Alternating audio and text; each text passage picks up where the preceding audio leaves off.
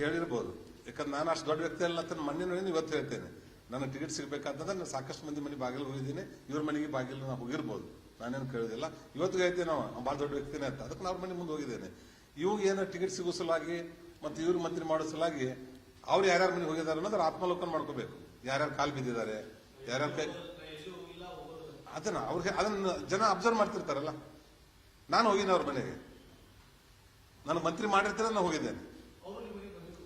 ಅದನ್ನ ಹೇಳಕ್ ಹೋಗುದಿಲ್ಲ, ಯಾಕಂದ್ರೆ ದೊಡ್ಡ ವ್ಯಕ್ತಿಗಳಲ್ಲ.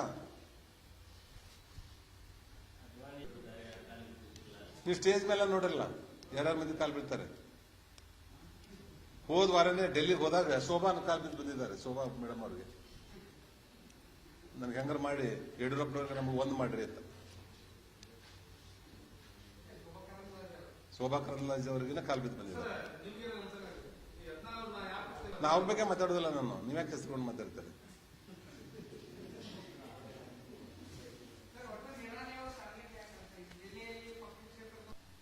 ಸ್ವಪಕ್ಷದವರು ಸಾಕಷ್ಟು ಜನ ಮಾಡ್ತಿರ್ತಾರೆ, ಇರುವುದೇನೆ ಅಲ್ಲ. ಎಲ್ಲರೂ ಒಳ್ಳೆಯವರು ಇರೋದಿಲ್ಲ, ಎಲ್ಲ ಸಮಾಜದಾಗ ಎಲ್ಲ ಪಕ್ಷದಲ್ಲಿ ಎಲ್ಲರೂ ಒಳ್ಳೆಯವರು ಇರ್ತಾರೆ, ಕೆಟ್ಟವರು ಇರ್ತಾರೆ. ನೀವೇ ಅಬ್ಸರ್ವ್ ಮಾಡಿದಿರಿ. ನಾನು ಯಾರಿಗಾದ್ರೂ ಬಗ್ಗೆ ನಾನಾಗ್ಲೇನೆ ಎಷ್ಟೇ ನನಗೆ ಅನ್ಯಾಯ ಮಾಡಿದ್ರು ಸಹಿತ ನಾನು ಯಾರ ಬಗ್ಗೆನೂ ಕಮೆಂಟ್ಸ್ ಮಾಡಿಲ್ಲ, ಮಾಡೋದಿಲ್ಲ. ಈಗ ಇಂಥ ಘೋರವಾಗಿರುವಂತ ಆಪಾದನೆ ಇಡೀ ಸಮಾಜಕ್ಕೊಂದು ತಪ್ಪು ಸಂದೇಶ ಹೋಗ್ತದಲ್ಲ, ಅದ್ರ ಸಲುವಾಗಿ ಇವತ್ತು ನಾನಾಗ್ಲೇನೆ ಇವತ್ತು ಪ್ರೆಸ್ ಕರೆದು ಮಾತಾಡಿದೆ ಹೊರತು ನನಗೆ ಯಾವ್ದ್ರ ಬಗ್ಗೆನೂ ಅವ್ರ ಬಗ್ಗೆ ಕೆಟ್ಟ ಅಭಿಪ್ರಾಯಗಳಿಲ್ಲ.